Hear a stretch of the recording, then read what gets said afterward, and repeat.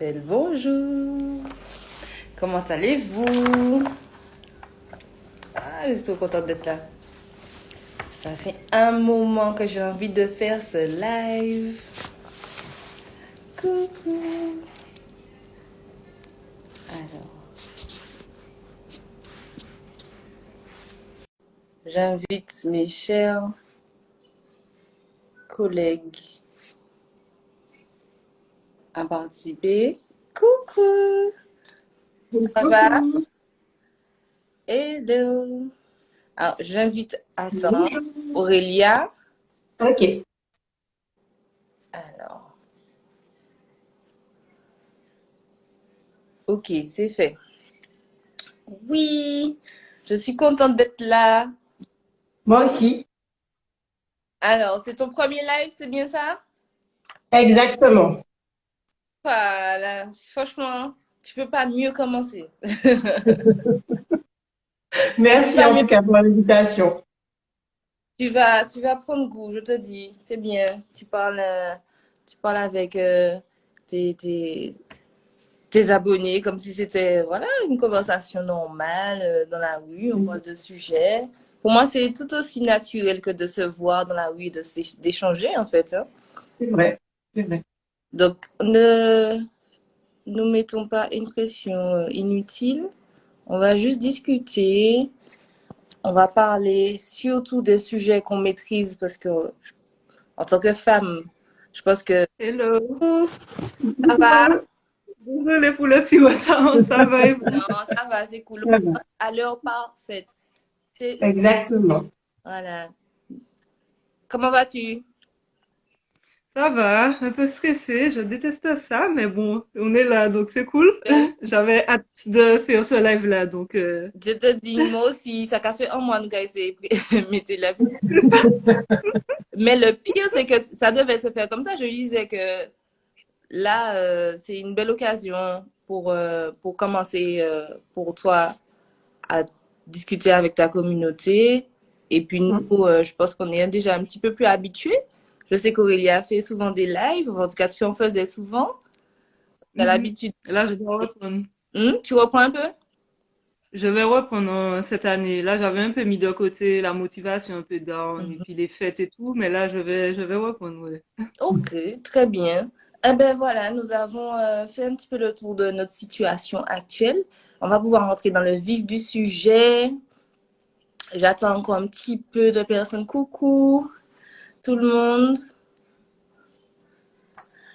Hello tout le monde. Et donc voilà, ce qui se passe, le sujet du jour, c'est ce que notre utérus avoue à notre place. Pourquoi on parle de avoue à notre place? C'est parce que généralement, on ne prend pas la peine de dire quand on a mal, quand il y a une situation qui nous fait souffrir ou quand il y a un sujet qui nous dérange avec, ne serait-ce qu'avec soi-même ou avec notre partenaire ou avec quelqu'un d'autre, on verra que généralement, ce sont des maladies qui sont en lien avec l'autre, qui ont un rapport avec notre relation à l'autre. Donc, on verra Mhm. comment ça se fait qu'on n'arrive pas à dire ce qui nous emmerde. Parce que le vrai truc, c'est comment avouer les choses tranquillement, affirmer, s'affirmer, plutôt que de laisser notre utérus délivrer le message sous une forme qui souvent est très douloureuse ou bien embarrassante ou gênante. Voilà. Donc, là, je voulais commencer un peu avec Sandra pour lui demander un peu qu'est-ce que tu as pu rencontrer, toi, avec tes clientes comme somatisation? Quel genre de somatisation tu rencontres au jour le jour? Alors, pour les personnes qui ne sont pas à l'aise avec le mot somatisation, je vais te laisser définir. Alors, la somatisation, c'est la transcription d'une maladie ou de choses qu'on n'arrive pas à dire par le corps. C'est souvent de l'ordre de l'émotionnel. Parce que nos émotions sont là pour nous indiquer, elles ne sont ni bonnes ni mauvaises, elles sont là pour nous indiquer ce qui va et ce qui va pas. Et très souvent, on comprend mieux quand ça va pas. Quand ça va, on fait pas attention. mais notre corps nous parle souvent, il nous donne des petits signaux, des tout petits, jusqu'à ce que, s'il constate qu'on comprend toujours pas, eh ben, il va nous donner un signal qui va souvent nous pousser à nous immobiliser, soit vraiment physiquement, c'est-à-dire qu'on sera obligé d'avoir un arrêt de travail pour se poser et là se dire, bon, je peux plus aller ailleurs, ou alors nous donner une telle douleur qu'on sera là aussi obligé de se poser pour se demander d'où elle vient. Donc c'est ça la somatisation. On parle de psychosomatisation généralement parce que c'est la psyché qui agit sur le corps. Puisque les deux sont liés, on sait qu'on n'est pas qu'un corps, on n'est pas non plus qu'une psyché, qu'un esprit, que le mental. On a tendance à beaucoup donner de pouvoir au mental et à laisser le corps de côté. Et en fait, les deux sont liés. Donc, quand il y en a un qui est plus mis en avant par rapport à l'autre, et ben l'autre nous est obligé de nous montrer, souvent par la maladie, qu'il y a quelque chose qu'on a mis de côté ou que notre conscience ne veut pas encore mettre la lumière dessus. Ok. Voilà. J'espère Donc, pour que répondre à ta question, ce que je rencontre le plus souvent, je pense que c'est aussi ce qu'Aurélia rencontre, c'est des mycoses à répétition, des cystites. Ça peut aller des fibromes qui peuvent être. Alors il y en a qui sont pas gênants du tout, puis il y en a qui sont un peu plus gênants en fonction de l'endroit où ils sont placés dans l'utérus. Ça peut être aussi un peu plus grave comme les cancers, mais souvent je rencontre des cystites et des mycoses à répétition. ok, ok. Est-ce que je peux Oui, poser une bien question à sûr, Sandra? bien sûr. Est-ce que tu peux définir ta profession Mhm. en tant que kinésiologue? Parce que je t'avoue que moi, c'est une profession que je connaissais pas. D'accord. Et souvent, on me demande, on me dit, je sais pas quelle profession, vers qui me diriger. Donc, je dis souvent des psychologues, thérapeutes, hypnothérapie. Et maintenant, je dis kinésiologue, mais j'avoue que je ne sais pas vraiment ce que c'est. D'accord. Merveilleuse question. J'ai pas Merci, à, merci Aurélia. à vous. Alors la kinésiologie, en fait, je suis formée à la psychologie et en travaillant en psychologie, je me suis rendu compte et avec un maître de stage que quand on peut rencontrer et très souvent, j'en vois souvent des personnes qui sont très à l'aise avec le mental, donc qui vont pouvoir donner les réponses qu'il faut et elles auront souvent l'impression d'avoir avancé. Euh, Mais il y en a on sait aussi en kinésiologie que le fait de répéter et répéter les choses, ça les ancre dans le corps. Donc, il faut pouvoir verbaliser, mais il ne faut pas être dans un schéma de répétition. Donc, en kinésiologie, on ne s'adresse pas du tout au mental, on s'adresse uniquement au corps. Donc, le kinésiologue est la personne qui va faciliter la conversation entre ton mental et ton corps.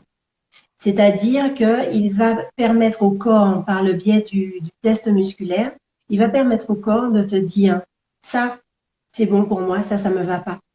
Alors que ton mental t'aura dit non, non, moi je viens consulter parce que j'ai un objectif, mon objectif c'est de perdre du poids, par exemple.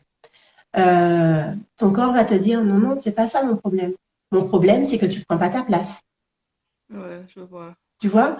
Et comme Ouais. tu ne prends pas ta place, je te fais prendre du poids pour montrer que tu es là, en fait, pour occuper l'espace. Mhm. Ça peut être ça. Tu vois, un exemple de la kinésiologie. Donc, tu arrives avec ton objectif. Tu peux arriver, par exemple, en me disant, j'ai des cystites à répétition et je n'en peux plus, qu'est-ce qu'on peut faire? Je vais dire, OK. On va proposer au corps plusieurs objectifs parce que dans le protocole, en fait, il y a l'objectif avec lequel tu viens et puis on demande au corps s'il a d'autres choses qu'il a envie de travailler. Et généralement, il trouve la solution qui va te permettre de faire effet domino. Donc, la chose qu'il veut travailler, qui va te permettre de travailler autre chose, la cause initiale, et finalement de travailler sur les mycoses aussi. Mhm. Alors, comment Ok. accessible cette compréhension du corps? C'est-à-dire que est-ce que toi, uniquement toi, peux comprendre le langage de ton corps ou bien chaque personne peut comprendre un peu le langage de son corps? Et j'ai envie de dire, Chaque personne peut comprendre parce que moi, en fait, c'est vraiment pourquoi j'ai ouvert cette page-là. C'est vraiment parce que je suis à l'écoute de mon corps. Donc, quand je ne l'écoute pas, il me montre de manière assez brutale aussi qu'il faut que je sois à nouveau ancrée dans mon corps.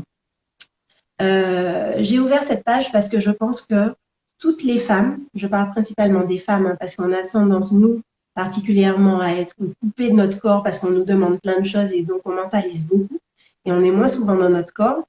Euh, souvent, on perd le pouvoir et la puissance qu'on a quand on ne regarde, quand on n'est pas à l'écoute de notre corps.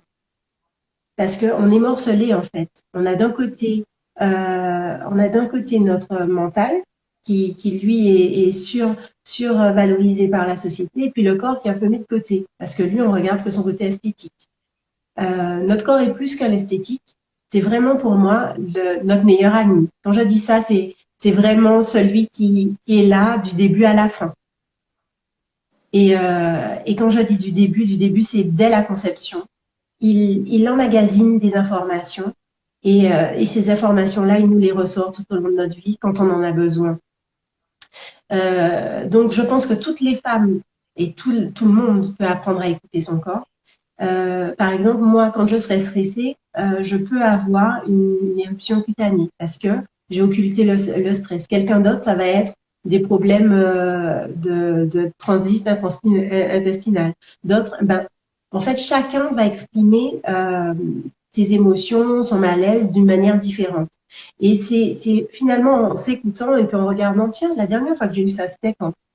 Ah ouais, c'est vrai. C'était quand j'avais eu un challenge. Oui, j'ai été un petit peu stressée. Et c'est à ce moment-là que j'ai eu ça. Ou à quel moment j'ai des cystes? Est-ce que c'est, est-ce que c'est parce que je ne me sens pas à l'aise dans mon territoire? Est-ce que c'est parce que il y a quelqu'un qui prend le pouvoir ou je ne me sens pas responsable Attends, de ce que je fais? comment là, tu dévoiles tout là, tout de suite là. Ah non, non, c'était juste un exemple. Je dévoile pas, t'inquiète pas. C'est juste Attends, apprendre à s'écouter. on va commencer doucement. Déjà, j'aimerais bien. Attends, parce que là, tu dévoiles tout là. Je te dis, on va faire ça après. Je fais pause, je te laisse, je te laisse. Je suis déjà dans le truc, moi. Je sens que de l'écouter. Attendez. Bon, Aurélia, revenons 2 secondes à tous les témoignages que tu as Oui, déjà reçus. Hein. Attendez, hein, qu'on fasse un peu le tour d'abord de ce qui existe, parce que pour l'instant, on n'a pas encore eu de questions, mais je vous invite, si vous voulez, les personnes qui suivent le live à nous poser des questions. On y répondra à la fin, mais n'hésitez quand même pas à les écrire là. Je vais remonter le fil et on va y répondre. Mais Aurélia, est-ce que tu peux déjà nous parler de témoignages un peu que tu reçois? euh, Comment ça se passe? Tu reçois dans tes DM, ce sont des personnes que tu connais déjà, que tu ne connais pas, et quelle sorte de témoignages que tu reçois? Alors, au début, pour la page, comme il fallait que j'ai déjà du contenu avant de la lancer, j'en ai parlé d'abord autour de moi, à mes amis I et IE. Et simplement le fait d'en parler autour de moi, mes amis se sont déjà ouverts à moi. Donc, il y a des témoignages que j'ai d'amis au début. Bon, mais maintenant tout est mélangé pour ne pas savoir qui est quoi. Et au fur et à mesure, donc j'avais déjà un minimum de contenu, les gens sont venus directement en DM me dire merci pour ta page. En ce moment, il m'arrive exactement la même chose. Et puis là, la personne commence à parler spontanément. Et généralement, je demande est-ce que tu veux que j'utilise ton expérience en tant que témoignage ou est-ce que tu n'es pas prête? Et généralement, on me dit oui. Il y a des filles aussi qui se rendent compte grâce à la page qu'elles ont des problèmes comme ça liés à un trauma et qui sont en plein cheminement, en fait, en pleine guérison et qui sont pas prêtes encore à témoigner parce qu'elles ont déjà besoin de comprendre d'autres choses au fond d'elles. Mais oui, en vrai, moi, je pensais que j'étais la seule, entre guillemets, il y a 4 ans. Et au fur et à mesure, le fait d'en parler simplement à mes amis, de m'ouvrir un peu plus à mes amis, parce que c'est pas des sujets non plus. C'est pas qu'on a honte, mais on ne se sent pas à l'aise en fait. Surtout que les gens ne comprennent pas, ils pensent que ce sont des MST, que c'est dégueulasse, c'est sale, etc. Donc on ne s'ouvre pas forcément à nos amis, même IE, nos amis filles. Et là, simplement en ouvrant la page, j'ai découvert plein de choses en fait. autour de moi et j'en ai fait aussi. Il y a même des filles qui sont devenues mes copines, entre guillemets. Et je sais plus c'était quoi le reste de ta question, mais je crois que c'est tout. Quel genre quelle pathologie aussi, tu vois, tu rencontres, de quoi elle te parle? Est-ce qu'elle parle de la situation globale, tu vois, avec, est-ce qu'elles ont déjà commencé à faire les liens que Sandra a déjà illuminés? Ou est-ce elles viennent un petit peu, un petit peu. Est-ce qu'elles viennent totalement, ben, je sais pas, j'ai une mycose, mais voilà, je pense que c'est un champignon uniquement. Est-ce qu'elles sont plutôt dans cette conscience de c'est uniquement biologique, physique, ou il y a peut-être un lien avec une situation ou une émotion qui est en moi? Ben, je dirais c'est 50-50. Il y en a qui prennent conscience par rapport aux témoignages, donc ils se reconnaissent dans des témoignages et prennent conscience et donc font le lien directement. Et il y en a qui savent pas encore, qui viennent juste, elles comprennent qu'on parle de pathologie ou de mycose, en fait, de choses un peu tabous, entre guillemets. Et du coup, elles me disent, ben, ça fait déjà des mois que j'ai ça. Et du coup, je leur propose certaines choses, même si c'est pas ma profession, mais selon mon expérience.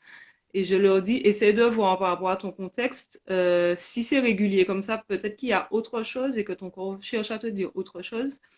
Et généralement, des fois, elles font le lien, disent, oui, effectivement, peut-être que c'est ça. Et des fois, elles vont même trop loin, elles essaient de chercher un trauma qui est, j'aime pas vraiment hiérarchiser les traumas, mais des fois, comme tu dis, ça peut être simplement du stress. J'ai eu un témoignage, c'était la gestion d'une entreprise. Et la fille, elle gérait trop, en fait. Elle n'arrivait pas à gérer, justement. Et elle avait plein de mycoses. Et des fois, c'est simplement des petits trucs comme ça.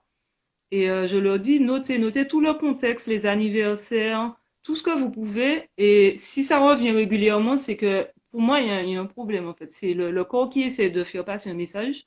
Si tu fais tout ce qu'il faut, tu arrêtes les antibiotiques, tu prends des médicaments, pas des médicaments, mais tu essaies de faire tes médicaments naturels, tu arrêtes le coton, tu fais si tu fais ça, et ça reste toujours, c'est qu'il y a je dis pas forcément, mais je pense qu'il y a un autre problème quelque part, en fait.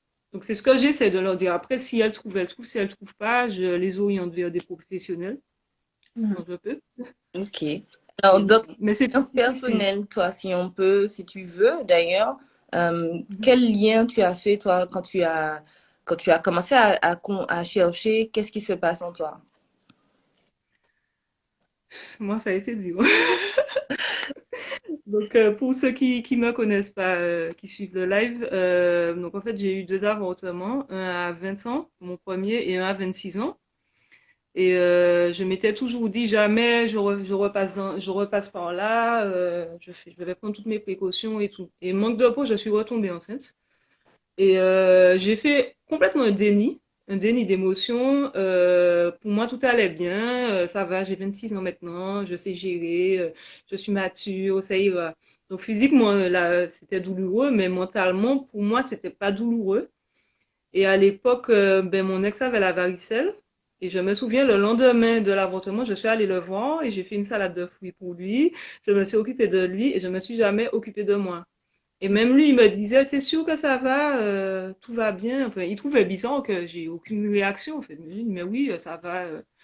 Et en fait, à partir de là, j'ai commencé à enchaîner les mycoses pendant 2 ans à peu près. Un an à fond et puis 2 ans. Et ben, on avait moins de relations sexuelles, en moyenne une fois par mois, ce qui n'était pas notre style en fait. Avant, on avait des relations sexuelles comme un couple normal. Et je comprenais pas. Donc au début, j'ai commencé à arrêter les médicaments chimiques, j'ai fait plein de recherches sur Internet, un tas de recettes de grand-mère avec de lait, avec ci, avec ça. Et ça passait pas, je comprenais pas.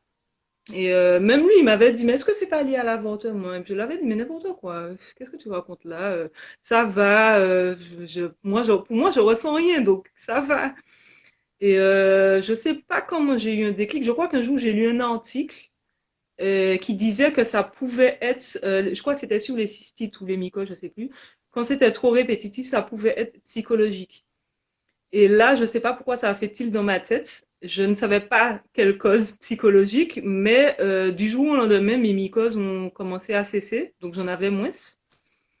Mais je savais toujours pas quoi en fait. Et là, mon ex m'avait redit, mais est-ce que c'est pas l'avortement? Mais jusqu'à ce que j'ai vraiment le déclic, je lui disais, mais non, c'est pas ça. Et c'est au Covid, donc l'année dernière, en 2020, ouais, que là, j'ai reçu encore un autre article de notre ami. Et là, il parlait vraiment des effets psychologiques sur le corps et les questions à se poser. Donc, il y avait vraiment tout type de questions un peu généralisées. Mais je sais pas pourquoi, là, je me suis dit, c'est vraiment ça, en fait. Et après, j'ai regardé mon application Calendar. Donc, on peut noter, voilà, nos règles, nos relations sexuelles et tout. Donc, avant l'avortement, effectivement, j'avais des relations sexuelles normales, régulières, avec mon ex. Et après, ben, il y a vraiment une grosse différence, en fait. Et jamais j'ai pensé à regarder ça dans l'application auparavant. Donc, c'est compliqué quand on fait un déni. On a du mal, même si quelqu'un nous dit, est-ce que c'est pas ça, est-ce que c'est pas ça, on a du mal à le voir, en fait. Puisque déjà, au fond, on fait un déni, on se dit, mais non, ça va, c'est pas ça, tout va bien, je suis grande maintenant, j'ai déjà vécu ça. Donc, ouais, c'est dur, hein, Ok, par rapport au déni, ouais. merci beaucoup pour ton témoignage. De mon côté, est-ce que je pourrais te demander si quel, qu'est-ce qui t'empêchait de réaliser ça? Pourquoi ce déni-là? Est-ce que c'est ton image de femme forte? Tu voulais être une femme forte, une femme qui n'a pas de problème? Qu'est-ce qui entretenait ton déni finalement? Ton orgueil ou bien Hum, même la tristesse, la peur de gérer?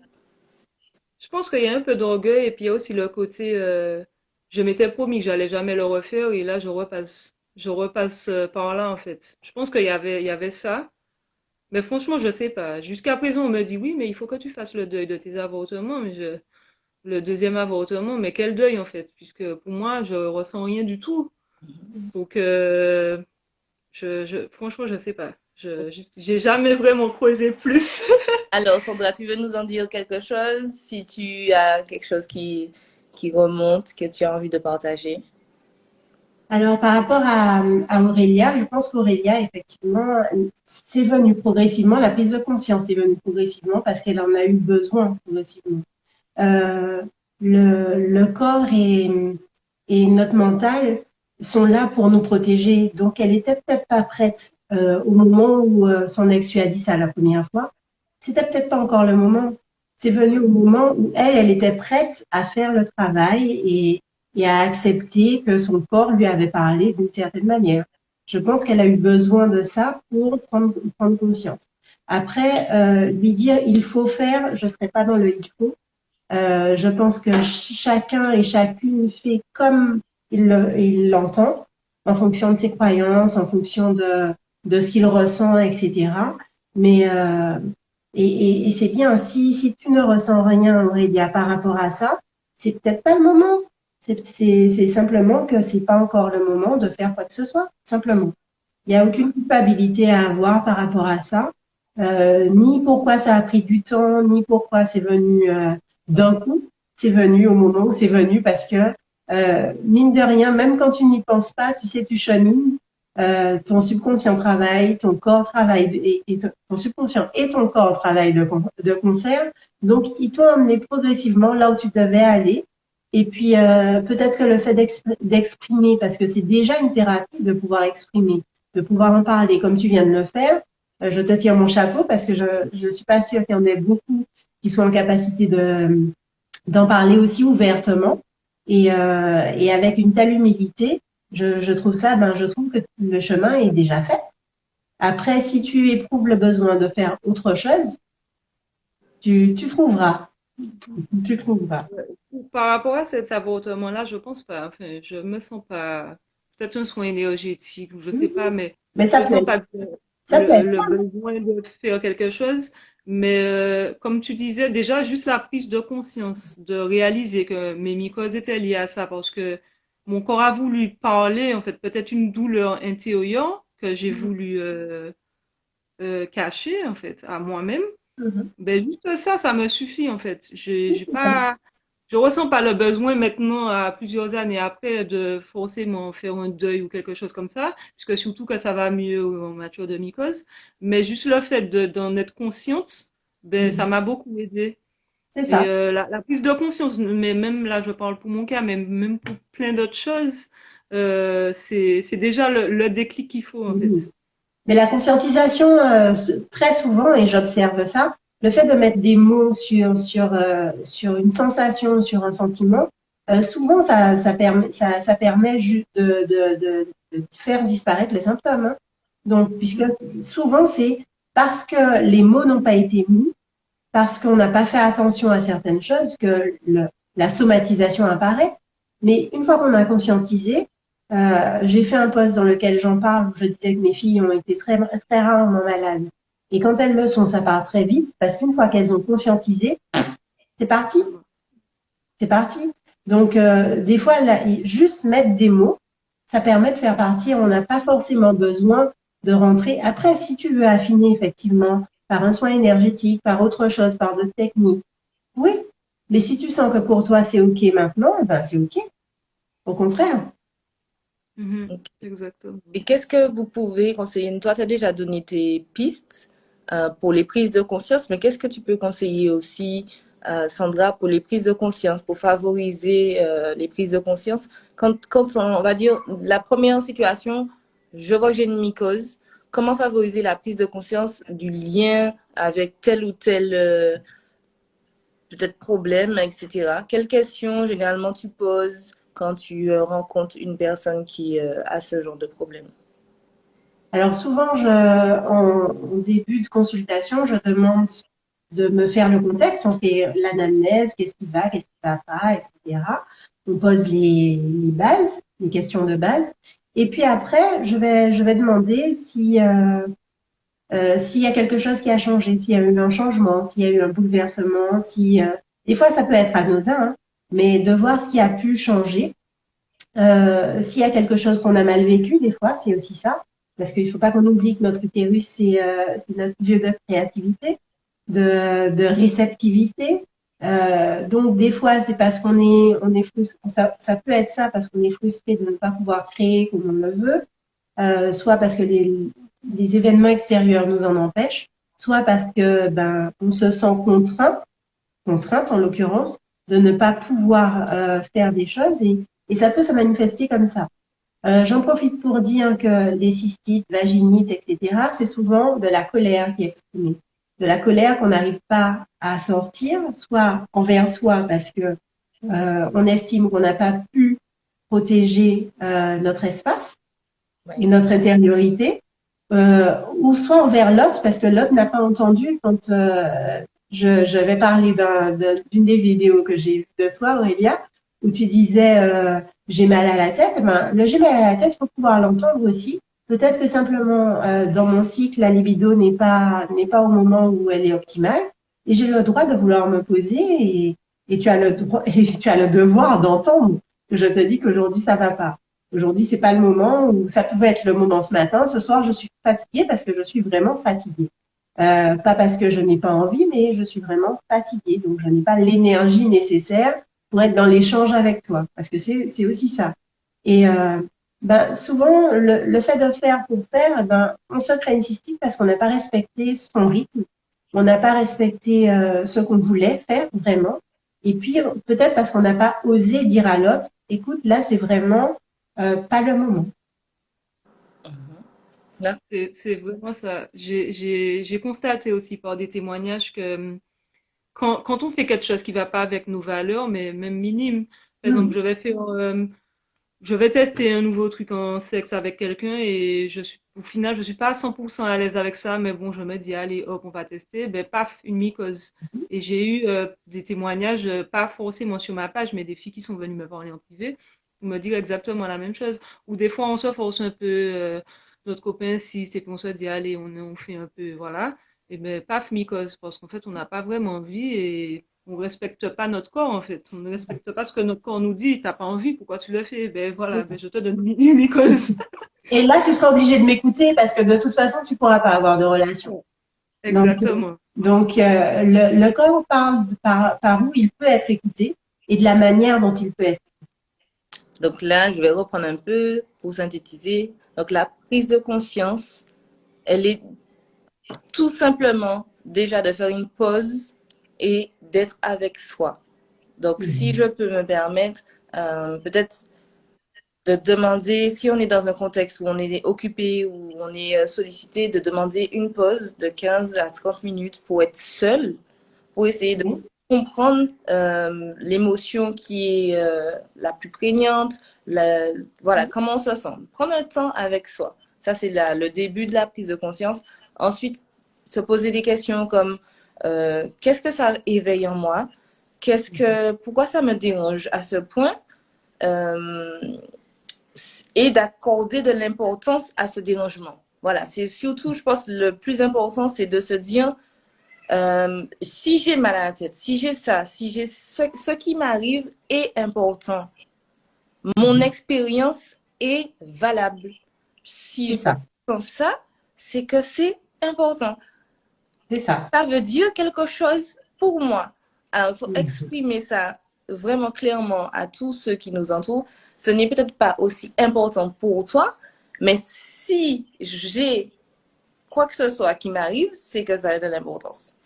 Et je pense C'est que ça. les femmes sont très portées à s'oublier, se sacrifier, dire mais non, c'est pas grave, je suis fatiguée, mais non, c'est pas grave, allons continuer, on continue, on continue, on continue, on continue, on continue, on continue. Voilà, c'est Et ça. voilà. Et c'est exactement ce que tu disais au début. Donc là, c'est s'arrêter. Plutôt que d'essayer de continuer, de persévérer, parfois, moi je dis, il faut faire des pauses. Juste faire C'est une ça. pause et se poser des questions. Donc je vais peut-être maintenant vous rediriger vers un autre sujet dont j'avais envie de parler, qui est très important, c'est le côté héréditaire aussi de ces maladies. Alors, plus pour les fibromes que pour les mycoses, quoique peut-être, hein, euh, Oui, c'est-à-dire que des fois, on constate l'expérience de sa mère ou de sa famille, des femmes de sa famille, et on se dit, OK, c'est comme ça qu'on fait, c'est l'expérience que je devrais avoir moi aussi. Donc, c'est un peu du mimétisme. Et des fois, c'est pas forcément du mimétisme, c'est carrément des mémoires transgénérationnelles dans le non-dit, oui. dans les secrets qui se transmettent. Si vous avez des témoignages, si vous voulez m'en parler, l'une de vous commence comme vous voulez. Ça laisse y aller, Aurélia? Ben moi, j'ai pas, je suis en plein dedans. Enfin, pas en plein dedans. Je suis pas moi personnellement, mais je suis en train de lire dessus parce que avant ma page, je connaissais rien du transgénérationnel. Mhm. Et mais je n'ai pas encore de témoignages dessus et j'aimerais bien commencer à faire des lives avec des gens qui maîtrisent bien le sujet. Après, au niveau des mycoses, je sais pas. Je crois que, en fait, il y a une fille avec qui je veux faire un live. C'est une Martiniquaise. Mhm. Et elle est coach en décolonisation, je crois. Tu parles de Oui. Imani, coucou, Oui. elle nous dit Oui. Mais de la Corée. non, c'est pas toi qui as fait un live avec elle. Je sais plus si c'est elle qui a dit ça, mais en tout cas, au niveau de la colonisation et de l'esclavage, etc. Mhm. Le fait que dans la lignée, il y a eu des femmes qui ont été violées, etc., mais au fur et à mesure, ça s'est répercuté de génération en génération et ça a entraîné mycose ou cystite, je sais plus exactement c'est quoi. Et il y a tout un travail à faire dedans parce que c'est vrai que ce sont, surtout pour les femmes antillaises, c'est un côté que on va pas forcément penser à aller voir. Et j'ai une copine, depuis qu'elle sait ça, elle me dit, je vais aller voir, je vais aller faire un soin énergétique, je vais aller vraiment regarder dans mon passé pour voir s'il n'y a pas coucou, la vérité, Oui. s'il n'y a pas s'il y a pas de lien avec, ben, avec tout ça en fait. Et donc là, je prends vraiment un exemple poussé par rapport à la colonisation, mais même dans les familles, je pense que pas forcément que la maman ou la grand-mère ait eu des mycoses, mais peut-être juste un passé assez difficile ou en tant que femme ou j'en sais rien, je pense qu'il y a des liens, mais je m'y connais pas encore assez pour parler de ça. Ok. Alors, je crois que c'est le moment de présenter ton autre discipline. Alors, je suis aussi formée en psychogénéalogie. Donc oui, tout ce que tu viens de dire, c'est vrai. C'est-à-dire que tout à l'heure, j'ai parlé, et c'est volontairement pour ça que j'ai commencé dans le ventre de la mère, j'ai parlé de notre corps qui se forme dans le ventre de la mère. Mais déjà, dans le ventre de notre mère, on a, quand notre mère était dans le ventre de sa mère à elle, elle avait déjà ses ovules. Donc, on était dans le ventre de notre grand-mère, en fait, en quelque sorte, si je fais un schéma. D'accord? Donc, on peut remonter comme ça très loin. Et donc, les cellules, les mémoires cellulaires se retrouvent. Et on a effectivement des mémoires qui sont transmises. D'ailleurs, il y a une science qui travaille dessus, l'épigénétique, qui dit que si par exemple mon grand-père, et on va parler de nos aïeux qui ont été esclaves, ont vécu on sait qu'ils ont vécu, c'est même pas la peine de poser une hypothèse, on sait qu'ils ont vécu des atrocités. Ces atrocités nous ont été transmises dans les gènes. Pas seulement, pas seulement, ça a modifié en fait nos gènes par rapport au traumatisme qu'ils ont reçu. Donc, les gènes se développent en fonction de notre environnement aussi. Il y a des personnes qui ne vont pas du tout avoir de problème, par exemple. Là, aujourd'hui, on parle de l'utérus. Donc, il y a des personnes qui ne vont pas du tout développer de problèmes au niveau de l'utérus.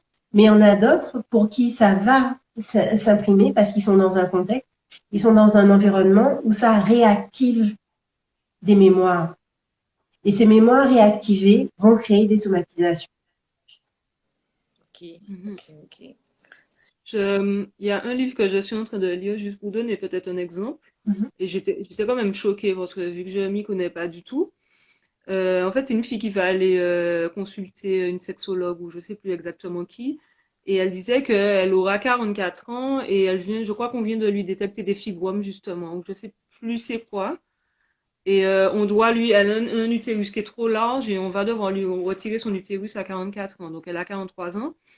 Et du coup, la personne cherche à connaître un peu le contexte, voir sa sœur, sa maman et tout. Donc sa sœur a eu exactement la même chose à 44 ans. Sa maman a eu la même chose et sa tante aussi, donc la sœur de sa maman. Et elle remonte. Et au final, elle découvre que sa grand-mère, donc la mère de sa maman, à 44 ans, elle est décédée parce qu'elle a voulu, pardon, elle a voulu accoucher du frère de sa maman, qui est mort aussi à la naissance. Donc les deux sont morts et sa mère n'en a jamais parlé et du coup elle a gardé ça en elle avec sa sœur, je suppose.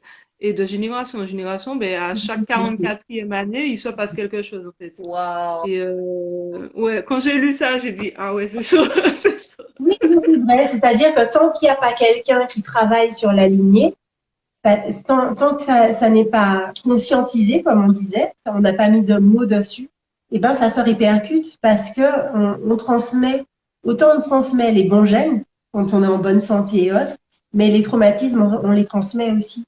Aussi. Mhm. D'où l'intérêt, surtout quand on a des filles, d'où l'intérêt de travailler sur nos lignées, même quand on a des garçons, parce que non pas d'utérus, mais voilà. D'où l'intérêt de travailler sur nos traumatismes pour éviter ce travail-là à nos enfants. Mhm. C'est entendu. C'est très entendu. C'est impressionnant. Donc, je pense que là, le conseil à donner est de discuter dans la famille, en fait. Je pense que Oui, c'est-à-dire que bon, c'est vrai qu'on va pas forcément toujours parler en famille des raisons pour lesquelles un tel est mort. En revanche, parce que ça réactive ouais, justement des douleurs. Mais si par exemple moi je me rends compte que à chaque fin d'année, je me sens pas très bien. Mais c'est pas forcément l'ambiance de fin d'année, c'est pas forcément.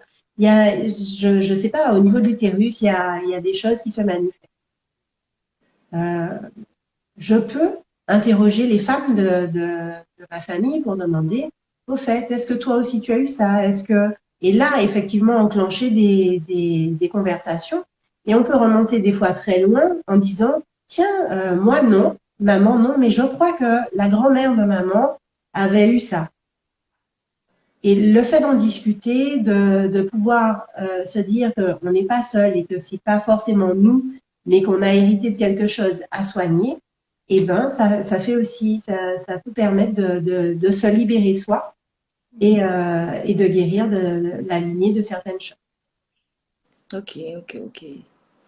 Ça me touche parce que je pense qu'il y a pas mal de familles antillaises qui ont à vivre, et surtout les femmes, les traumatismes encore de l'esclavage par rapport au viol, qui était monnaie courante. Et justement, le fait que ce soit, que ça a été courant, accepté, comme si c'était normal. Pour nous, c'est ça. C'est-à-dire que c'est d'autant plus difficile que ça n'a pas été accepté par nos ancêtres. Je pense que ça n'a pas du tout été accepté par nos ancêtres. Leur corps ne leur appartenait pas, puisqu'ils étaient considérés comme des meubles. Le fait de les violer pour les mettre, c'était pas des viols, parce que c'était des animaux. Nos ancêtres étaient considérés comme des animaux. Donc, mais nos ancêtres, eux, n'ont jamais accepté. N'ont jamais accepté. Et le fait de transmettre, d'ailleurs, c'est pour ça qu'il y a eu des drames encore plus dramatiques de mères qui tuaient leurs enfants pour ne pas qu'ils aient à vivre cette situation, parce que c'était vraiment abominable. Et le corps a gardé ces traumatismes. Alors, on met un voile dessus parce que tant que ça va, pas de souci.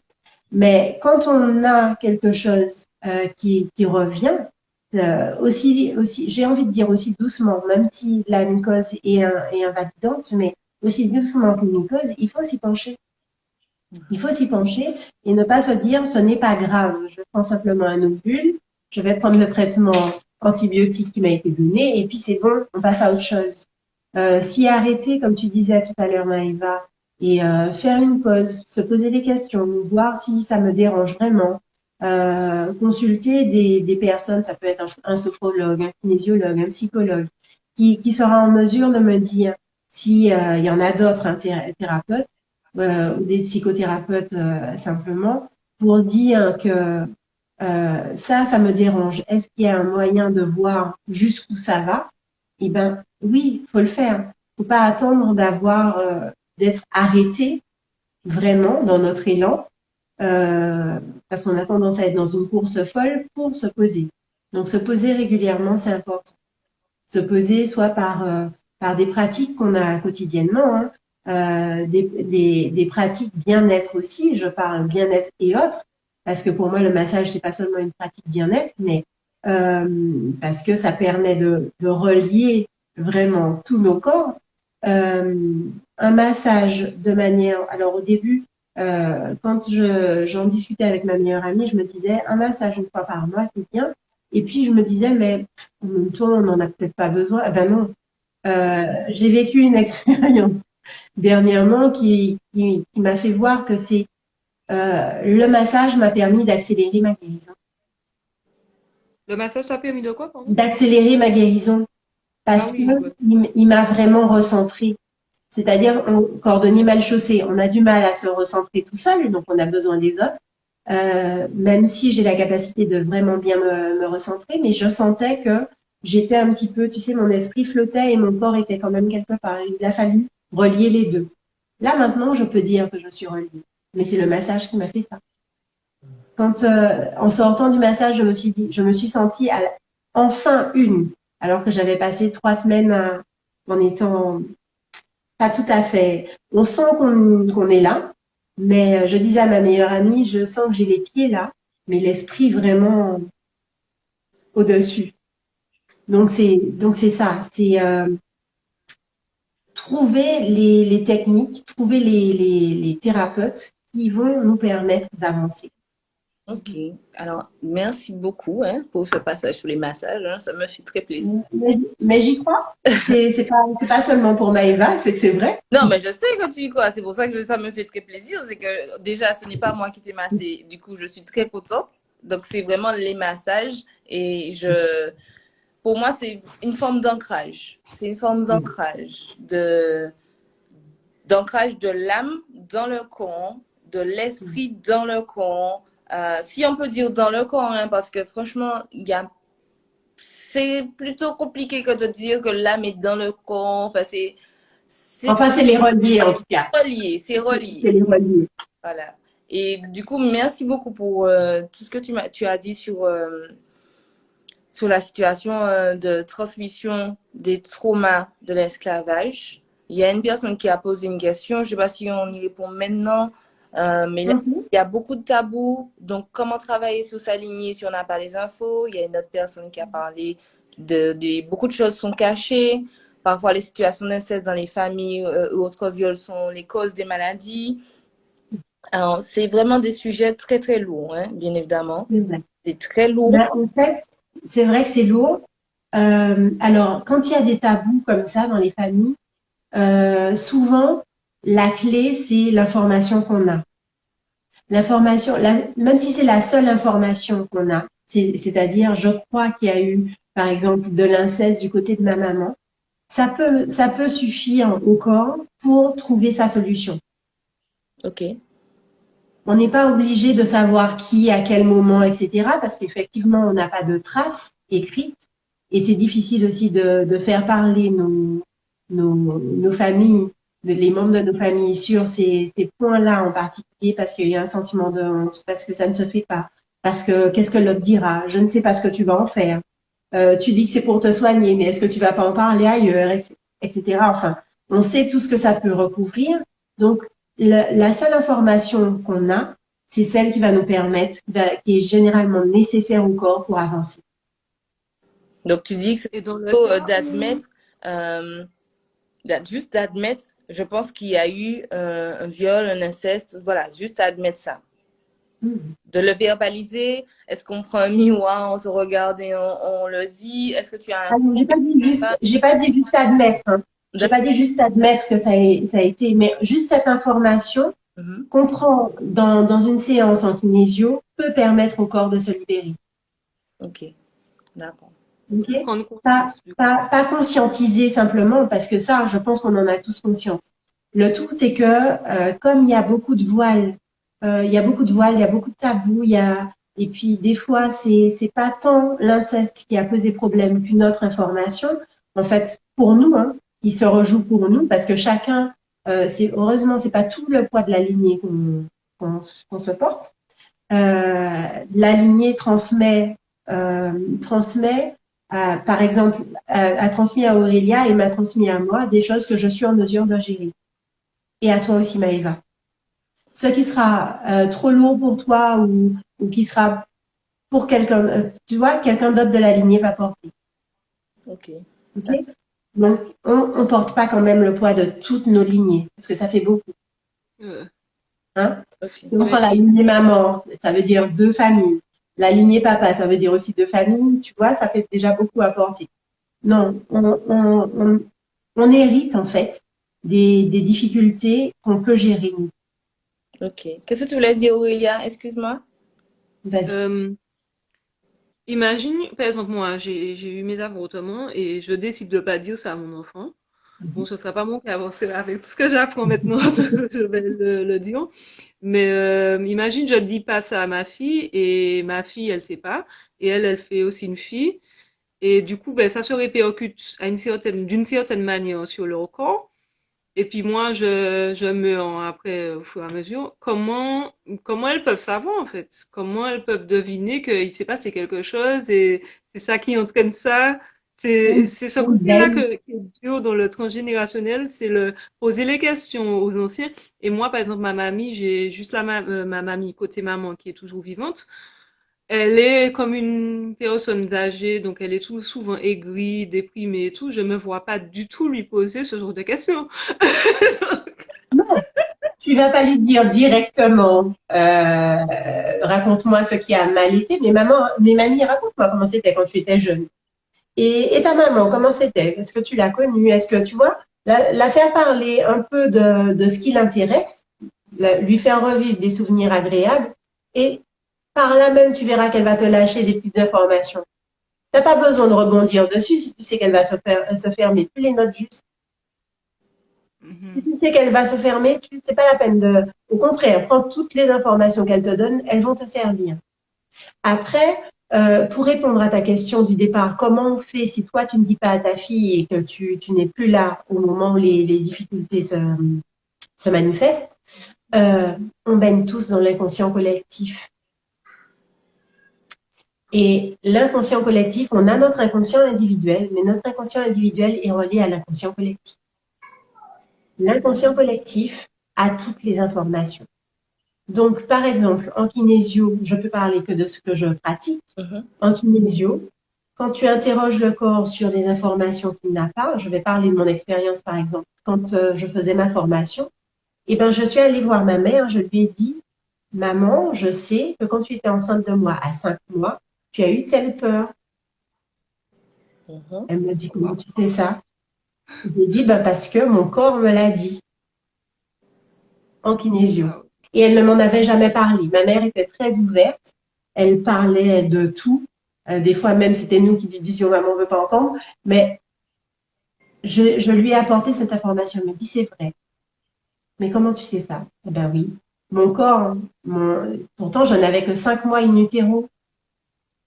Ben, mon corps me l'a dit en séance de kinésio. D'accord. Je voulais vous demander, est-ce que vous pensez qu'il y a un langage justement universel des maladies? C'est-à-dire que justement, on va en venir, parce que là maintenant, on va aborder les 1 heure de live. La mycose, ça veut universellement dire ça. La cystite, ça veut dire universellement pour toutes les femmes ça. Voilà, comment ça se passe dans la compréhension? Justement, comme toi, tu disais dans ta séance de kinésio, ton corps a délivré cette information, mais comment, quel message, comment ça s'est traduit? Est-ce que c'est la tension musculaire? Voilà, quelle traduction on peut faire de tous ces mots que l'on a facilement, sans aller dans le cas par cas, si c'est possible. Voilà, si c'est possible. Alors, en fait, la définition globalement des maladies, c'est vraiment du global. C'est-à-dire que, par exemple, la cystite, j'ai donné une information globale tout à l'heure. Quand tu m'as dit stop, n'en dis pas plus, non, c'était vraiment une information globale. Parce que peut-être que pour moi, la cystite, ça représentera autre chose.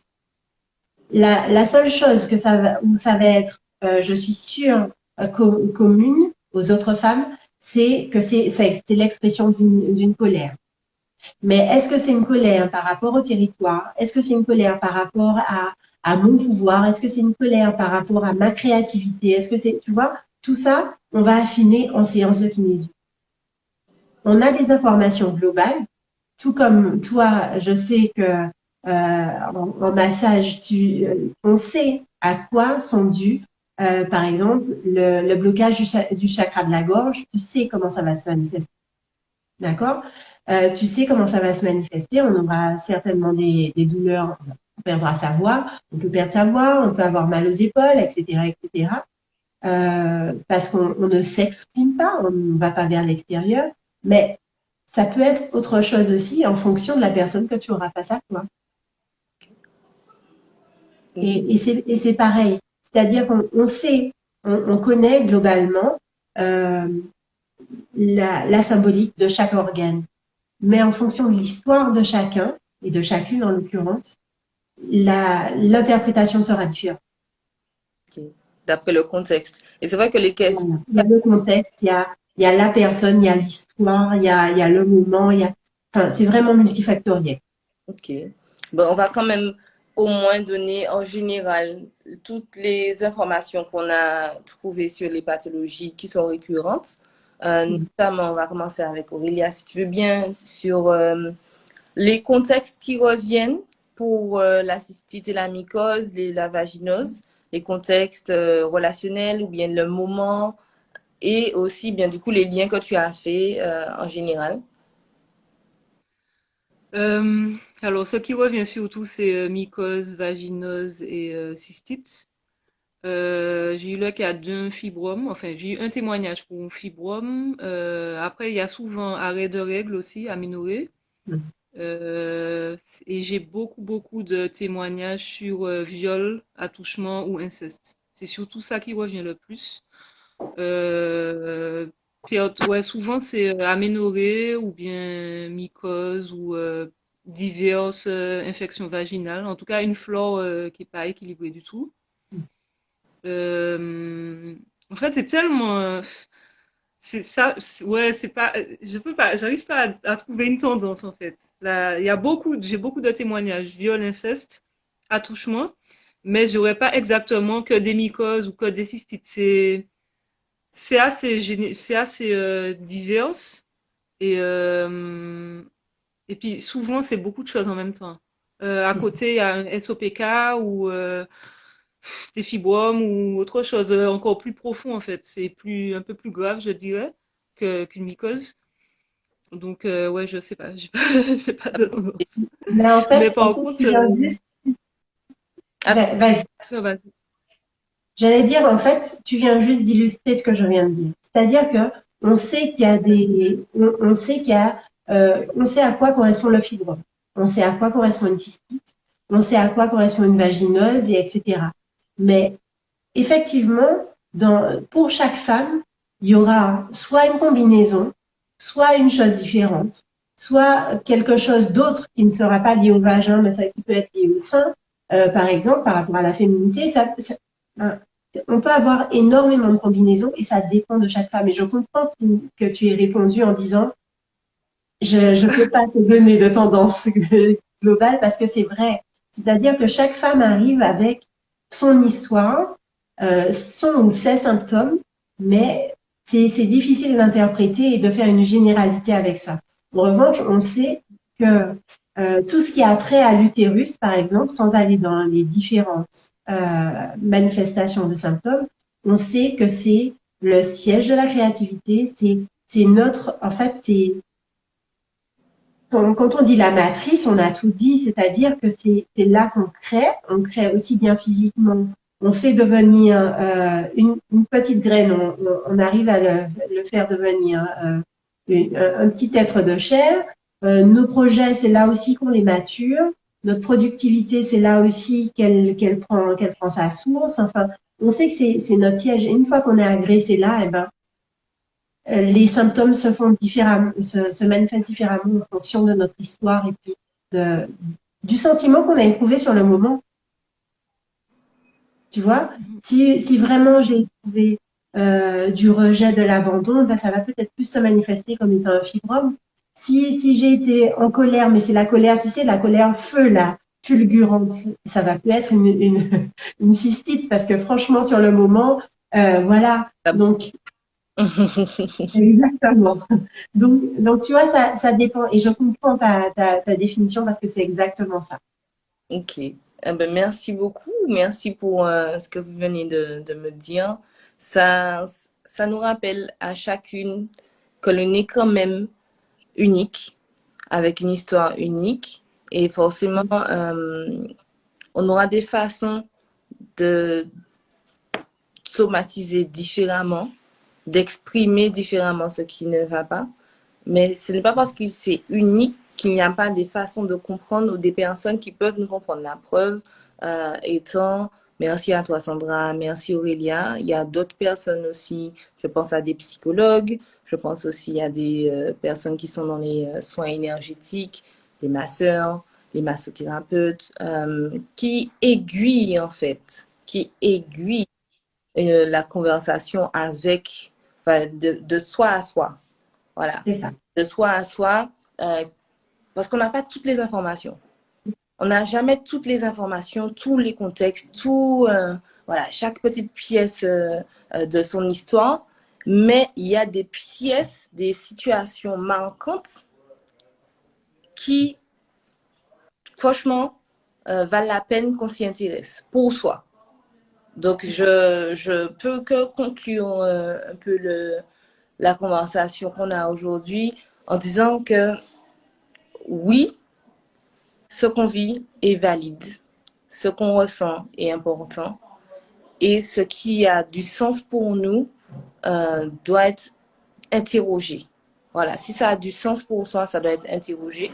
Maintenant, est-ce que vous avez des livres à conseiller, d'une première, peut-être une première approche de la somatisation, ce que vous lisez actuellement?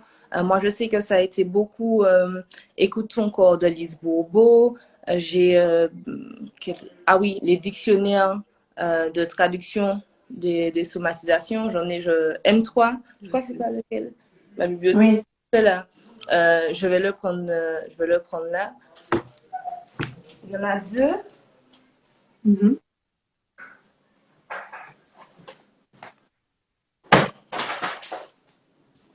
Alors, moi, j'aime beaucoup lire donc le langage secret de votre corps. Je ne sais pas si c'est à l'écran, on lit bien. C'est à l'envers, mais c'est pas grave. C'est à l'envers. C'est le langage secret de votre corps de Ina Segal. Il y a M3. Ton corps te dit M3, le dictionnaire des malaises, des maladies et leurs messages.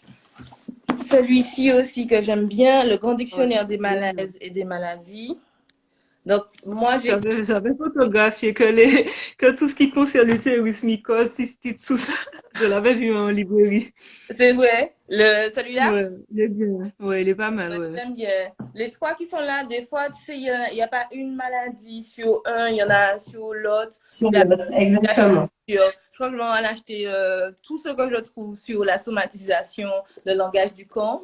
Pour moi, c'est la clé, je pense. Mhm. Le corps, C'est vrai.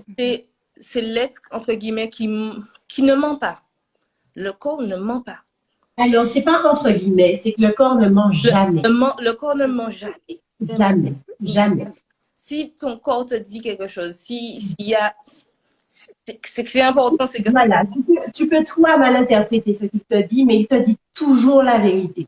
Donc, c'est à toi de chercher. Mais le corps ne ment jamais. Donc, je voulais dire, Vraiment. est-ce que tu as des références? Est-ce que tu peux peut-être. Tu as donné les bonnes, parce que j'ai les mêmes pour commencer. Je trouve que c'est très bien. Parce que ça donne une approche globale. Après, je complète toujours avec l'expérience et avec voilà, avec les témoignages. Mais oui, c'est les bonnes bases. Ok, d'accord. Et pas? Moi, je lis Femmes désirées, femmes désirantes. Je le partage souvent en story ces temps-ci. J'aime bien. C'est très basé quand même sur la sexualité. Ok. Du coup, c'est le côté que j'aime un peu moins, parce que moi, ce qui m'intéresse, c'est plus les pathologies. Mais il est pas mal quand même. Et j'en ai acheté un autre, par contre, j'ai oublié le nom, et il est à la maison, à Londres. C'est vraiment sur le transgénérationnel. J'ai oublié le nom, mais c'est un peu le même style. Ton corps te Ok. parle, un truc comme ça, je sais plus. Ok. Ou les traumas passés, je sais plus, mais je peux le partager. Par en story. message, en DM. Comme ça, je vais Ouais. repartager. Ok. Bon. Est-ce que vous avez de derniers conseils à offrir à la communauté? Alors, le conseil, c'est de s'écouter vraiment. C'est vraiment ce que j'ai envie de dire, que en s'écoutant, en écoutant son corps et en apprenant vraiment à aimer son corps, euh, mais pas à l'aimer comme la société nous dit de l'aimer, hein. Vraiment l'aimer pour tout ce qu'il nous apporte, euh, parce que c'est lui qui nous permet d'être là, c'est lui qui nous permet d'expérimenter.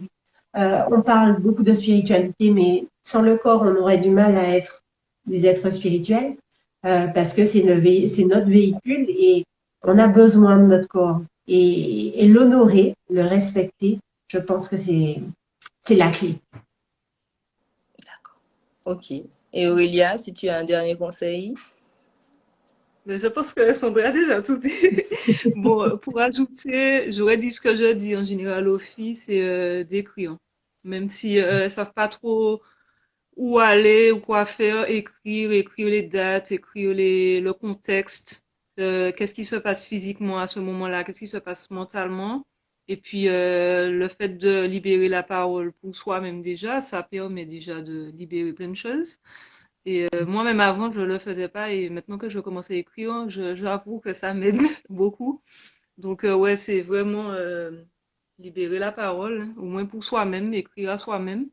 Et après, on peut toujours quand même réutiliser ces notes lorsqu'on est prêt à aller voir un professionnel. Au moins, on a tout par écrit, on peut déjà donner des dates. Et des fois, on a tendance aussi à oublier, donc c'est bien d'écrire tout ce qu'on peut écrire, en fait. Exactement. Et puis souvent, les souvenirs reviennent par flash au moment, comme je disais tout à l'heure, au moment où on est prêt. Donc, il faut écrire. Écrire, c'est pas grave, même si l'ordre n'est pas respecté, même s'il n'y a pas de chronologie. Écrire, ça libère la parole et c'est un moyen de conscientisation aussi. Et je pense que c'est tout bénéfique. Donc, oui, c'est très bien d'écrire. Je vous remercie infiniment. C'est vrai que l'écriture est pour moi mon outil favori depuis toujours. Depuis toujours, j'adore écrire. Je crois que c'est ma tante qui m'a offert mon premier journal intime à 10 ans. J'en ai usé depuis. J'ai 30 ans, ça fait 20 ans que j'écris. J'en ai même, je voulais tous les conserver, mais ça fait beaucoup dans les déménagements. Donc, Oui. donc j'ai dû en laisser. On va te demander. Mais c'est vrai que lorsqu'on se relit après peut-être 1 an ou 2 ans, ça nous explose aux yeux. Genre, waouh, j'étais en train de vivre ça. J'étais en train de penser ça à ce moment-là, parce qu'on évolue, on évolue, on voit pas de là où on sort, entre guillemets, mais waouh, tu te dis, mais le parcours, évidemment que ça donnait ça. Et là, il y a toutes les évidences qui nous apparaissent comme ça, et c'est super intéressant. Mais je voulais quand même dire quelque chose.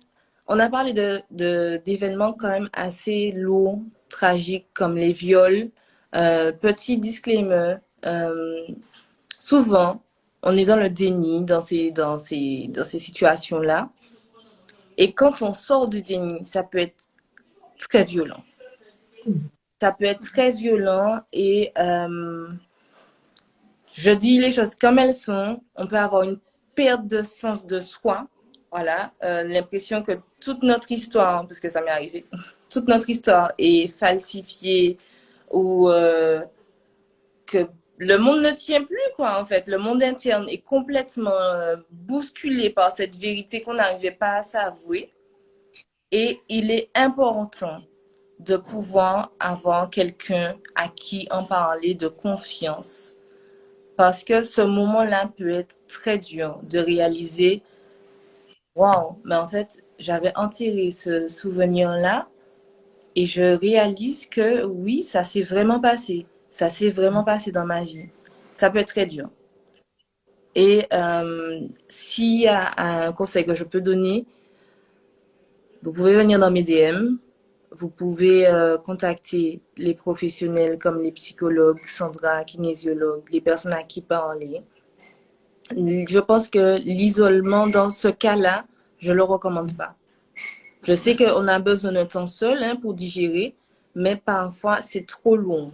Le souvenir qui revient comme ça en boum dans sa réalité interne, ça peut être super lourd. Donc, n'ayez pas hésité à pleurer. Et surtout, la honte doit changer de camp. La honte doit changer de camp. C'est souvent parce qu'on en a eu soit honte ou qu'on a culpabilisé que ça nous est arrivé, qu'on garde le secret. Et ce secret-là, particulièrement, fait beaucoup de dommages. C'est-à-dire que là, on a la réalisation, waouh, ça m'est arrivé, mais on n'en arrive toujours pas à en parler parce qu'on se dit, soit les gens vont me juger, soit moi-même, je vais me juger d'avoir vécu ça. Encore plus, qu'est-ce qui va se passer après? Je pense que là, la priorité est de se rendre compte qu'on a été victime de quelque chose et d'être bienveillante avec soi et de s'accorder beaucoup, beaucoup, beaucoup d'amour dans ce moment-là. D'être absolument convaincu qu'on ne méritait pas ça, qu'on ne méritait pas cette situation, qu'on ne méritait pas la douleur, mais que effectivement la vie a fait qu'on a vécu ça. Donc c'est vraiment un cheminement de ne pas culpabiliser, de ne pas avoir honte. La honte doit vraiment changer de camp. Ce n'est pas une situation dont on doit avoir honte. On en a été victime et c'est un cheminement. C'est un cheminement et il faut trouver parfois de l'aide et en parler pour pouvoir avancer. Donc voilà, juste pour pouvoir dire ça à la fin, parce que c'est extrêmement grave. Là, on en parle un peu en live, tout ça, mais c'est extrêmement grave quand on le vit. Bien sûr. Et c'est ultra compliqué à gérer au jour le jour. Voilà, juste pour dire qu'on est là avec vous, on vous soutient. Et s'il y a des choses qui doivent être dites, si possible, dans la plus grande bienveillance pour vous. Voilà, voilà. Donc, j'ai fini, je finis par ça, parce que c'est important. Et je vous souhaite, mesdames, de bonnes fêtes. Je vous remercie encore pour... Merci Merci à pour vous le toutes live. les deux. Merci à toutes les Très deux pour intéressant. l'invitation. Merci à toi particulièrement, Maëva, pour cette invitation qui pour moi est tombée comme un cadeau de Noël. Hein, on sait pourquoi. Merci. Merci beaucoup. Et merci Aurélia. Je suis heureuse de vous connaître toutes les deux. Moi aussi. Merci. En tout cas, si vous avez des questions, les abonnés, les followers, vous pouvez les poser maintenant. J'ai attendu, ça fait 15 minutes qu'on n'a pas trop de... Enfin, attendez. Non, on n'a pas trop de questions. Mais Là, si je vous n'en en ai pas vu. avez, n'hésitez pas. N'hésitez pas à nous les poser là, dans les 5 dernières minutes. S'il y a une petite question, sinon, ben, on se laisse, on se fait des gros bisous. Exactement. Ah ben, pas des... Sandra, je voulais te demander, le temps Oui. d'attente, s'il y a des questions. Tu fais des consultations à distance aussi? Non, du tout. À distance, non. Ah, pardon, excuse-moi, Sandra. Oui, Oui, excuse-moi. oui, à distance, c'est un peu compliqué si on ne s'est jamais vu. Ok. Parce que Parce que, je pensais peut-être que j'aurais bien pris des sessions avec toi, mais comme j'habite à Londres, j'ai envie de retourner en Martinique, mais je suis pas encore vraiment à là. L'envie est là, mais les finances sont pas encore là. d'accord. À part Non, si le Covid c'est quelque chose qui me donne un déclic, mais ouais, ce sera dur du coup. d'accord. Non, c'est-à-dire que d'emblée, je te dirais non. Maintenant, si tu es déjà à l'écoute de ton corps, on peut faire une conversation téléphonique, une consultation en visio, voir avec quelques exercices si tu écoutes vraiment ton corps, si je suis en capacité de voir quand ton corps me dit oui, quand ton corps me dit non. Et à ce moment-là, oui. Si on arrive à trouver, parce que c'est vraiment, comme a dit Maëva tout à l'heure, c'est vraiment par le test musculaire, je n'interprète pas du tout ce que me dit le corps. C'est vraiment le corps qui me dit oui, non. Tu as posé une hypothèse, c'est faux. Tu arrives avec ta certitude, c'est faux. C'est pas ça mon problème. Donc, Parce tu vois, qu'en fait, pendant une session, tu touches le corps. Ouais, ouais, je vois. Ouais, c'est difficile. J'écoute mon corps, mais je sais pas si je serais facilement à l'écoute du surtout, muscle. surtout à distance, tu sais, quand ce sont des sujets qui sont très, très difficiles, tu peux te mettre, ton corps peut se mettre en résistance. Si je suis là, je verrai s'il résiste. Je Ok, verrai si c'est un vrai oui ou si c'est de la résistance. Il te dit non, tu me touches pas, non, je veux plus. Tu vois. ok. Mais physiquement, il faut au moins qu'on se connaisse. Parce que je parle d'une séance, je parle vraiment d'une danse parce que je suis vraiment la facilitatrice, Mhm. tu vois, entre ton mental et ton corps.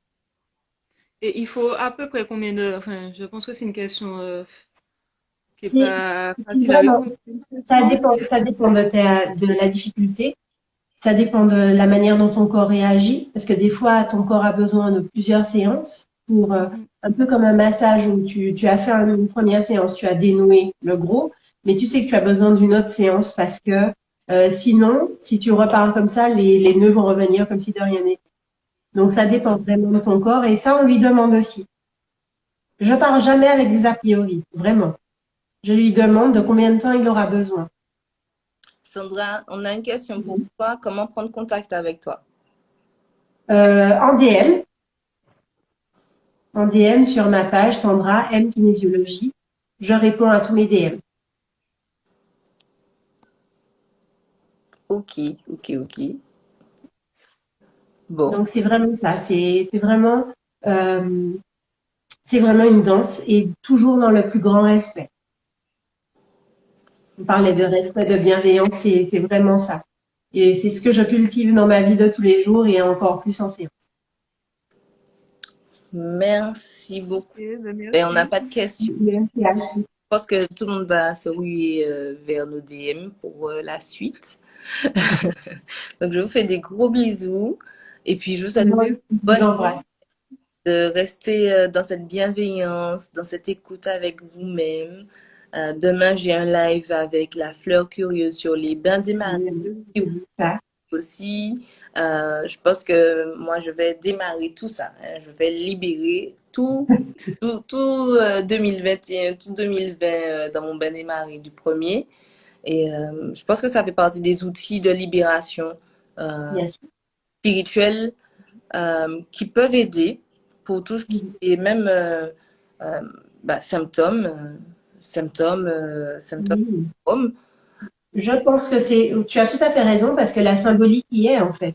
Mhm. Symboliquement, tu sais, on travaille à plusieurs niveaux et symboliquement, c'est important ça aussi. Exactement. Ouais, le symbolique est très important pour moi maintenant. Je respecte toutes les dimensions. Je veux bien prendre un ovule si ça va servir à quelque chose, mais C'est pas que ça. mais je veux bien aussi m'intéresser à la cause. Je veux bien aussi m'intéresser aux rituels de libération spirituelle qui peuvent m'aider. Voilà. Franchement, c'est une approche complète, moi, dans ma vie. Dès que j'ai un problème, on va voir dans toutes les sphères de ma vie, tous mes corps. Voilà. Comment on peut aider tous les corps, toutes les phases. Alors, j'ai pas entendu la réponse concernant Sandra. J'ai dit par message privé. Elle a répondu que on peut la contacter par message privé. Et Goddess Black Pearl, Maïva, j'aimerais faire des séances avec toi. Je ne sais pas par où commencer. Par quoi commencer? Un premier massage, authentique massage, le massage simple. Et après, on peut commencer avec soit le soin de libération. Moi, j'aime bien le soin de libération pierre chaude. Ça, c'est le plus intéressant. Voilà. Tout de suite, le corps est en mode total relax. Et ensuite, on peut passer à d'autres techniques plus holistiques, entre guillemets, avec les pierres fines, plus subtiles. Mais d'abord, moi, j'aime bien relaxer le corps, juste le corps même. Et ensuite, on passe à des techniques où on va s'intéresser au corps spirituel, corps subtil. Voilà, mais on commence d'abord par le corps physique. Donc, oui, voilà, tout ça pour la petite parenthèse, mais on va se laisser, on va finir le live. On va finir le live. Même si on est bien là. Désolé tout le monde, on avait posé les questions tout à l'heure. Mais on va finir le live. Parce que là, mon fils va me dire, maman, ça suffit. Exactement. Il a été bien sage. Donc, je C'est clair. Bon, je vous fais des gros bisous. Ok. vous embrasse aussi. Et on se voit en DM comme qu'on en a l'habitude. Et si vous voulez refaire un Ok, là aussi. ok, avec plaisir. D'accord, ça marche. Bye. Bisous les filles. Bonne Bye bye.